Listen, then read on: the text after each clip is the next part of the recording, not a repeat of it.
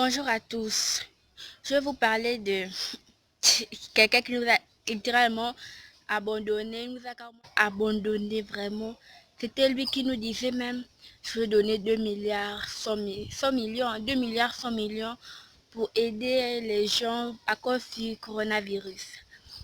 Et c'est lui le premier, j'ai dit, mais le premier qui nous a laissé, qu'il a vu que là, les gens ne faisaient que, les victimes faisaient que s'ajouter, il nous a littéralement largués. Il est parti. Je voulais faire la vidéo. Mediapart en parle. En pleine crise du Covid-19, Ali Bongo quitte clandestinement son pays. À la date du 29 avril, le Gabon déplorait 3 décès pour 276 personnes contaminées officiellement. C'est paradoxalement le moment qu'a choisi Ali Bongo pour s'éclipser en catimini. Un peu comme un capitaine qui abandonne son navire en plein naufrage, laissant ainsi à la merci des flots ses passagers et les membres d'équipage. C'est là, dans un petit coin perdu de la province du Hampshire, que le général déserteur Ali Bongo est allé se planquer. Très loin du théâtre d'opération gabonais où le Covid-19 fait de plus en plus de ravages, où la distribution désastreuse des kits alimentaires tourne quasiment à l'émeute populaire, au risque de virer à terme au bain de sang, où également certaines structures sanitaires de pointe affichent de nombreuses défaillances. Il y a eu le casse-tête du plus grand hôpital du pays, le centre hospitalier et universitaire de Libreville.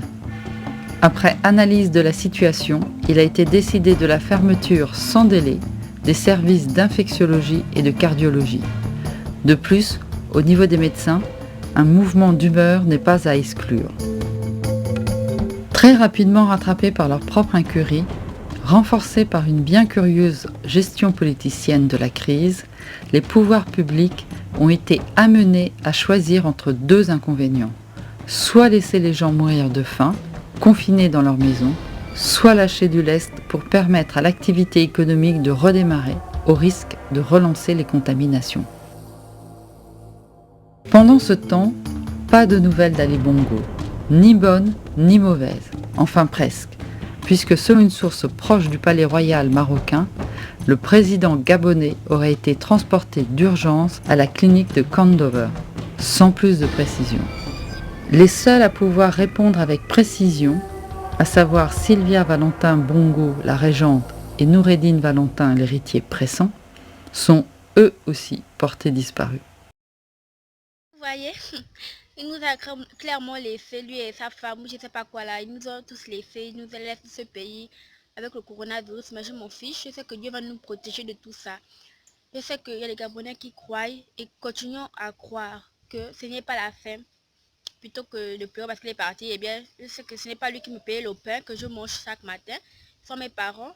Je dépends d'eux, mais je dépends quand même plus de Jésus, donc c'est pas parce qu'il est parti que ça veut dire que je vais me mettre à pleurer, il a laissé. Non. Mais il ne me descend même pas.